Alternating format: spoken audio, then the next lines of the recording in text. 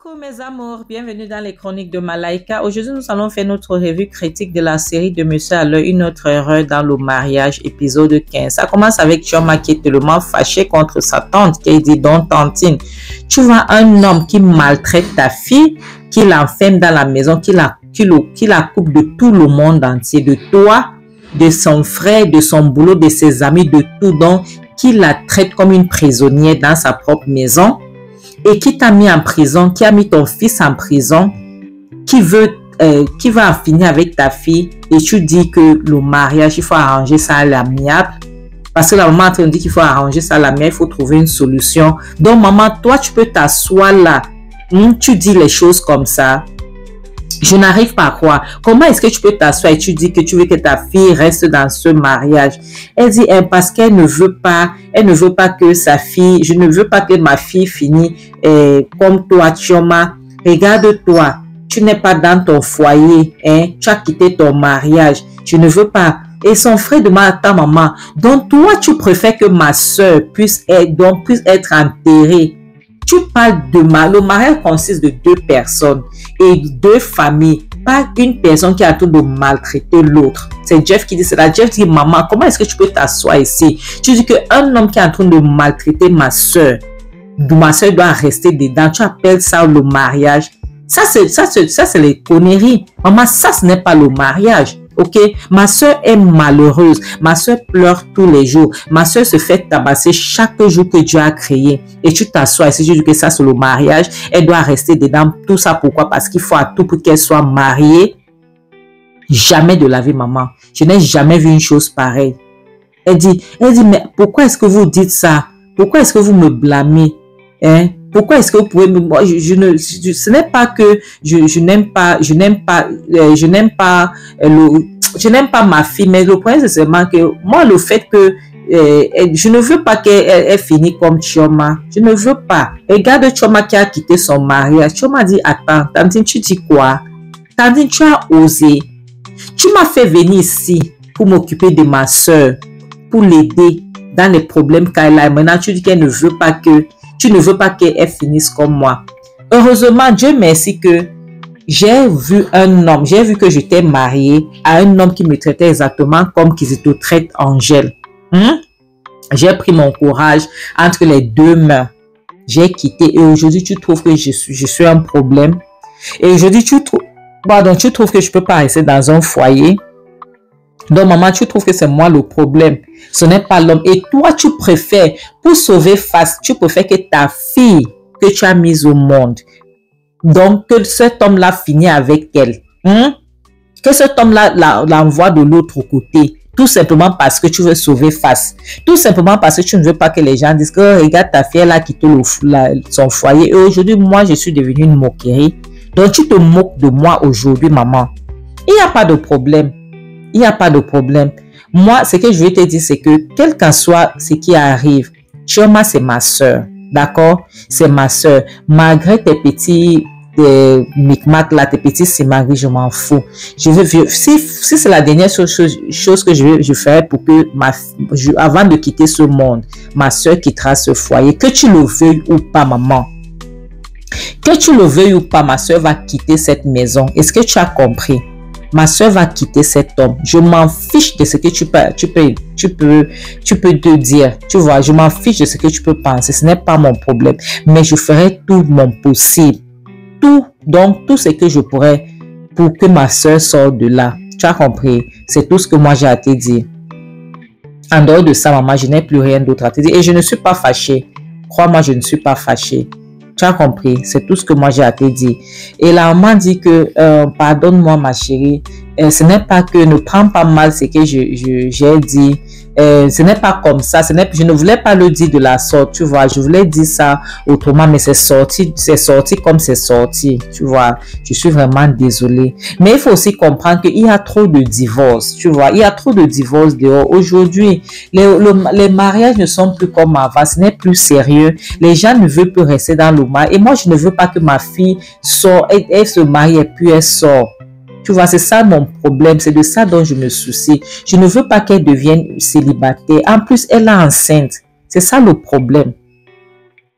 Chioma dit à sa tante que maman, je m'en fiche de ce que tu peux penser, je te connais. Avant d'ouvrir ta bouche pour parler, je sais ce que tu veux dire, mais je ne te prends pas au sérieux. C'est ça, parce que ça c'est moi. Mais ce que je vais te dire, que cela ne tient, je ferai tout mon possible. Regarde mes lèvres, je ferai tout mon possible, tout mon pouvoir, avec tout ce que je peux. Donc, je ferai tout pour faire sortir ma soeur de là. Et Jeff dit que oui, maman, c'est comme ça que ça va être. Le mariage n'est pas une fin en soi. Le mariage n'a amené personne au ciel. Le mariage ne va amener personne au ciel. Arrête de t'asseoir là-bas et tu fais comme si le mariage était une fin en soi. Et tu veux que ma soeur demeure dans ce foyer tout simplement parce que tu te dis que elle ne doit pas être célibataire, elle ne doit pas se marier et quitter. Maman dit que mais regardez comment le taux du divorce qu'il y a dehors. Les gens ne veulent plus rester dans leur foyer aujourd'hui. Les gens se marient, ils divorcent. Et c'est de ça dont j'ai peur. Cette histoire, on peut arranger. Nous sommes une famille. Nous pouvons arranger ça à l'amiable. C'est ce que j'essaie de vous dire. Pardon. C'est tout ce que moi je suis en train de dire. Jeff est tellement énervé. Ça m'a dit que donc, moi ce n'est pas que je ne suis pas ok avec ce que vous dites, mais j'essaie de que on doit faire ça. Nous devons faire très attention. Tu m'as dit que maman, ça c'est pour toi là-bas. Ça, ce que tu es en train de dire là, c'est pour toi là-bas. Nous avons déjà décidé ce qu'on va faire. Et ce que nous allons faire, c'est que ma soeur va quitter, coûte que coûte, elle va quitter ce foyer. Que tu le veuilles ou pas. Ta décision, ça te regarde. Ce que tu penses, c'est ton problème là-bas. Moi, ça ne me regarde pas. Tu comprends? Ça ne me regarde pas. C'est toi que ça regarde. Donc, tu fais comme tu veux. Nous, on fera ce que nous voulons. Nous, on va faire pour nous. Toi, tu vas faire pour toi. C'est tout ce que j'ai à te dire. La mère reste là. Elle est perdue. Elle ne sait pas ce qu'elle va faire. Donc, sa tête jetait déjà l'air. Parce qu'elle voit que ses enfants sont en train de la désobéir. La prochaine scène donc montre Kizito qui demande à sa maman que maman, qu'est-ce que tu me veux vraiment?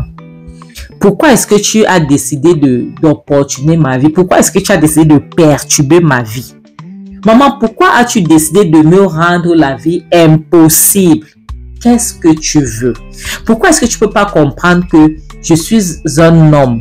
Tu vois, donc je peux faire de ma vie ce que je veux. J'ai le droit de faire comme je veux. Pourquoi est-ce qu'il faut à tout que tu te mêles de ma vie? Ça ne m'aide jamais de la vie.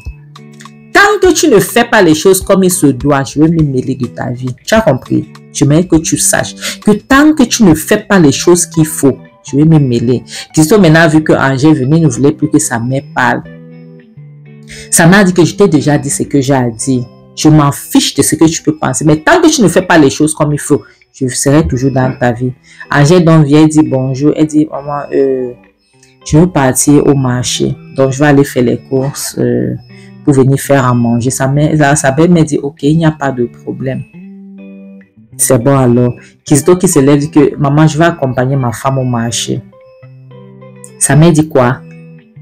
Angèle retire ses lunettes pour dire, attends, qu'est-ce que tu racontes là? Sa maman dit, attends quoi? Kizito, aujourd'hui c'est samedi. Les hommes comme toi vont à la gym, tu vois. Ils vont faire l'exercice, ils vont faire autre chose. Toi, tu veux suivre ta femme au marché par rapport à quoi? Kizito, c'est quoi ton problème? Il faut laisser cette fille respirer. Il faut la laisser respirer. C'est un être humain. Elle a besoin de son temps. Il faut la laisser libre. Elle a le droit de respirer. Toi, tu veux partir avec elle au marché, qu'il y a quoi? Elle ne peut pas aller au marché seule. C'est que où elle est là, elle ne peut pas aller au marché. Kizito dit, maman, moi j'ai dit ce que j'ai à dire. Ma femme va aller au marché. Je vais l'accompagner au marché. Ok? Ce que tu es en train de raconter là, c'est ton problème. S'il te plaît, mêle-toi de tes oignons. Tu as compris? Donc, ça, c'est mon problème à moi. Ça, c'est ma femme. Je vais l'accompagner. Sa femme dit, ok, dans ce cas, je vais l'accompagner au marché. Elle et moi, nous irons au marché. Je te demande, maman, pourquoi? Tu vas accompagner ma femme au marché par rapport à quoi? Qui y a quoi? Non, non, non, non, non. Tu ne vas pas accompagner ma femme au marché. Jamais de la vie. Moi, j'irai avec ma femme. Je vais l'amener au marché. Sa maman dit, ma chérie, attends, moi, je vais aller me changer. Je viens pas au marché. Christo a dit, maman, je t'interdis. Tu n'iras nulle part avec ma femme. Je t'ai déjà dit que tu n'iras nulle part. Tu ne vas pas accompagner ma femme au marché. Je ne veux pas. Je ne veux pas que ma femme part au marché. Les gens se mettent à la bousculer. Moi, je vais amener ma femme au marché. Ok? Je vais l'amener au marché. Je vais l'aider à porter les choses. Ok? Je ne veux pas qu'elle part maintenant. Elle part au marché. Elle part avec sa grossesse. Elle commence à porter les choses lourdes. Les choses qui sont lourdes. Je ne veux pas ça. Mais dit, attends, tu as dit quoi? Attends, répète un peu ce que tu as dit. Tu viens de dire quoi? Il dit oui. Ma femme est enceinte. Ça m'a dit, attends. Enceinte comme elle attend un enfant. Christophe dit oui, maman. Ma femme attend un enfant. Elle est enceinte. Ça m'a dit, attends. Attends, tu es sérieux là? Ce que tu racontes là, tu es sérieux que ta femme est enceinte?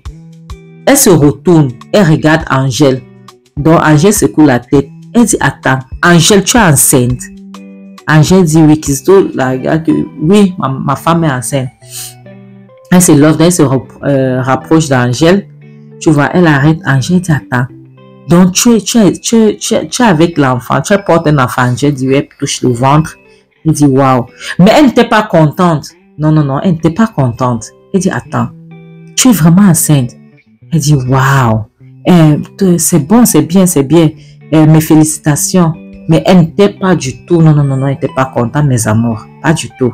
Elle dit, ok, viens là, je te tiens dans mes bras, toutes mes félicitations.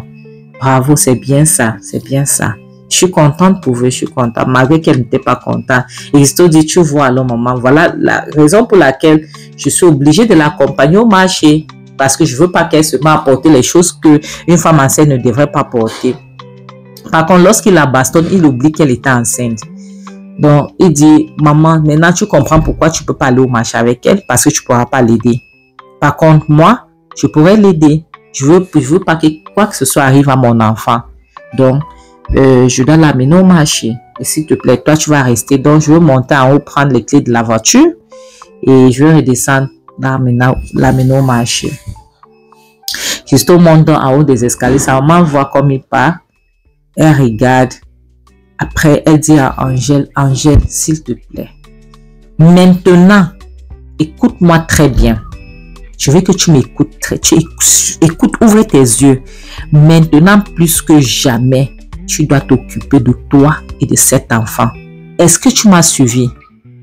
Est-ce que tu m'as suivi? Angèle dit oui, maman. Elle dit, tu dois protéger avec ta vie cet enfant. Ok? Tu dois t'occuper de cet enfant et tu dois t'occuper de toi-même. D'accord? S'il te plaît, pour rien au monde, rien n'est plus important que toi et cet enfant. Fais tout et occupe-toi de toi surtout. Tu as compris? Maintenant, Kizito descendait des escaliers, elle a arrêté donc de conseiller Angèle. Kizito qui descend, il dit, oh, ok, je suis là, on y va, allons-y. Je t'attends dans la voiture. Kizito donc les laisse et il part. Donc, la mère de Kizito n'était pas, pardon, elle n'était pas du tout contente. Non, elle n'était pas contente. Pas du tout. Elle n'était pas contente. Angèle dit, donc, maman, je vais aller au marché. Donc, on se reverra plus tard. Sa maman dit, ok. Elle n'était pas contente. Tu vois, elle était triste. Et je ne sais pas pourquoi est-ce qu'elle était triste. Elle était triste, elle était dérangée. Elle dit, Angèle dit, maman, bye bye. Je m'avais dit, bye, ok. À tout à l'heure. Je suis là, je vous attends. Avec un air sociable. Donc, tu vois, lorsque tu te soucies de quelque chose, après, il dit, merde, elle est enceinte.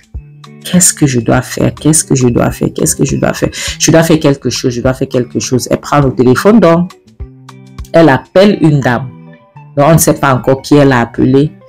Elle dit, si tu sais ce qui se passe, tu dois laisser tout ce que tu es en train de faire. Tu dois revenir ici. Angèle est enceinte. Est-ce que tu m'as suivi? Laisse tout ce que tu es en train de faire et arrange-toi à ce que tu sois ici. Tu as compris, non? Parce qu'il y a un problème. Angèle est enceinte. Maintenant, elle finit de parler avec la personne. Elle raccroche le téléphone. Elle se met à stresser. Cette histoire la perturbe. Cette maman est dérangée. Je ne sais pas encore pourquoi elle est dérangée, mais elle est très perturbée. Déjà, elle est perturbée par rapport à ce qui se passe. Elle connaît qui est son fils. Elle sait que son fils est bipolaire et tout. Il ne prend pas ses médicaments. Maintenant, avec le fait qu'Angèle est enceinte, ça la dérange. La prochaine scène nous montre la maman d'Angèle qui est à la maison couchée tranquillement. Et voilà Chioma qui rentre. Elle revient, elle dit, maman, devine qui j'ai croisé aujourd'hui en route. Georges. Donc, Georges, c'est l'ex d'Angèle. Donc, Angèle qui avait dit qu'ils se sont perdus de vue, donc plus de contact derrière, qui était parti aux États-Unis. Georges est de retour. Maintenant, maman était très contente. Elle embrasse Georges. Elle dit, mon Dieu, Georges, d'où tu sors? C'est toi ici. Georges, c'est toi. Georges dit, oui, maman, c'est moi. Elle dit, mon Dieu, Georges, regarde-toi. Comment tu vas? Georges dit que ça va, maman. Mais c'est toi que je vois. Tu es toute belle. Maman, tu es toute belle. Regarde-toi. Même avec cette crise économique, et avec tout ce que les gens traversent dans ce pays-ci, regarde comment tu brilles. Et c'est que un jeune homme même de 30 ans, dans la trentaine, pourrait te draguer. Maman dit, ils ont fou le camp. Donc, il blague avec la maman. Maman dit, mon Dieu, Georges, où étais-tu passé? J'espère que tout va bien. Tu es là depuis combien de temps? Et Georges dit qu'il est là depuis, ça fait 3 semaines qu'il est retourné au Nigeria. Et il arrive, il se rend compte que on a donné sa femme en mariage. La maman dit, mais Georges, tu n'étais pas là. Tu étais parti. On s'est perdu de vue, on a perdu de compte. Donc rien. Tu as disparu dans la nature. Donc on ne savait même pas où tu étais. Et souviens-toi, Angèle, c'est une femme. À un certain âge, elle est censée se marier. Elle ne pouvait pas rester t'attendre parce qu'on ne savait même pas si tu allais revenir. On ne savait même pas où tu étais, ce qui t'arrivait. Rien, on n'avait même pas de tes nouvelles. Donc, tu ne peux pas nous donner tort parce que Angèle ne pouvait pas rester comme ça. Il faut comprendre, c'est une femme. À un moment donné, elle doit se marier. Tu vois. Donc, voilà ce qui se passait. Ce n'est pas qu'on a donné ta femme en mariage, mais elle devait le faire. À un moment donné, il fallait qu'elle puisse se marier. Tu vois. Et donc, Georges, il a compris. Donc, Chioma qui dit que oui, se fait pas tard. Donc, non, Chioma dit que donc, toi aussi, tu peux te marier, tu peux trouver quelqu'un d'autre que tu pourras te marier. Il faut aussi comprendre, ma soeur, quand tu as quand même attendu, tu n'étais pas là, vous vous êtes perdu de vue, tu ne donnais plus de vie. Donc, on ne savait pas ce qui se passait, tu vois. Mais c'est bien comme tu es là. Tu vois, Dieu merci, tu es là, c'est bien comme tu es là. Nous sommes contents de t'avoir vu. C'est bien. Mais que cela ne tient, j'espère que tout va bien. Je dis que non, il va bien, que tout va bien. Tu vois, rien de spécial et tout. Chioma, ça n'allait pas. Chioma dit, mais en tout cas, comme tu es là, c'est bien, ça tombe bien. Tu vois un peu. Tu peux toujours épouser ma soeur, on ne sait jamais. Donc, nous savons que Chioma dit ça par rapport au fait que elle sait que le mariage de sa soeur va mal. Tu vois un peu, elle sait que sa soeur, là où elle est, n'est pas contente. Et la maman n'a pas aimé. La maman dit de moi, mais Chioma, pourquoi est-ce que tu dis une chose pareille? Chioma dit que parce que Georges était quelqu'un de bien. Et ils sont restés là, ils ont papoté. Après, Georges dit que, attends, maman, comme on s'est vu en route, je ne savais pas, attends, il faut que je sorte, je pars au supermarché, je pars t'acheter une bouteille de vin pour qu'on vienne, on boit. Maintenant, la maman a commencé à se fâcher contre Chioma, que pourquoi est-ce que tu as dit une chose pareille? Chioma dit, attends, parce que Georges est 1000 fois mieux que Kizito. Tu le sais très bien. Celui qui il sera bien pour Angèle, que tu le veuilles ou pas. Maintenant, mes amours, c'est là où je reviens. Il y a quelque chose qui m'a fait tic dans la tête. Lorsque la maman dit que elle ne pouvait pas rester comme ça, Angèle ne pouvait pas rester à t'attendre longtemps, c'est là où tu vas comprendre que le mariage que Angèle a fait là, elle devait être sous pression de sa maman. Elle devait être sous la pression de sa mère. Parce que si tu comprends une maman qui va dire que je veux faire comment, essayons d'arranger ça à l'amiable. On peut toujours arranger le problème à l'amiable. Comment est-ce que tu expliques que tu vas arranger un problème à l'amiable? Un homme qui traite ta fille comme une esclave. Tu vas arranger quel ami? Je ne comprends pas. Cet homme dont tu as coupé ta fille de tout le monde entier et tu veux toujours arranger à l'amiable. Comment est-ce que sa maman raisonne? Là, je n'ai pas compris. C'est là où tu comprends que Angèle est en train elle est en train de vouloir partir de l'autre, passer de l'autre côté même. C'est la faute de sa mère. Si quelque chose l'arrive aujourd'hui, c'est la faute de sa mère. Mais Dieu merci pour Chioma qui dit que ma soeur, au lieu que ma soeur passe de l'autre côté du monde, ma soeur va quitter le mariage, la coûte que tu le veuilles ou pas. Que tu le veuilles ou pas. Mes amours, c'est là où tu comprends qu'il y a certaines familles, il y a les membres de famille parfois qui sont des ennemis. Je sais que la maman, c'est pour elle. Elle réfléchit comme au temps d'Aïdjo. Oui, je sais. Elle réfléchit comme au temps d'Aïdjo. Maintenant, elle se dit que le mariage, c'est pour le meilleur ou pour le pire. Même si on est en train de vouloir en finir avec toi, même si on est en train de vouloir t'envoyer au-delà, tu faut supporter. C'est ce qu'elle est en train de se dire. Mais sans voir le danger qu'il y a dans ce qu'elle est en train de vouloir dire. Sans voir le danger, mes amours. Parce que là, ça devient très délicat. Ça devient dangereux. Même pour Angèle. Ça devient très délicat pour elle. Parce que comment est-ce que tu peux expliquer que sa maman va vouloir qu'elle reste dans une maison où elle est malheureuse? Parce que tu regardes et dis qu'elle ne pouvait pas t'attendre. Angèle a quel âge? Angèle a quel âge? C'est la maman qui a mis la fille là sous cette pression de mariage lorsque Kizito est venu. Et tu veux voir comme ça, c'est parce que Kizito a vu que, comme la maman, Kizito a vu qu'il fallait qu'il joue au jeu d'être un gentleman, un gars bien, pour pouvoir gagner l'affection de la maman. Vous regardez ce qui se passe aujourd'hui. C'est Angèle qui est en train de vivre, Angèle qui a envie de vivre l'enfer sur terre. Mes amours, c'est ici qu'on va s'arrêter. S'il vous plaît, regardez cette vidéo. Et n'oubliez pas, aimez-vous plus que les autres. Aimez-vous, choisissez-vous.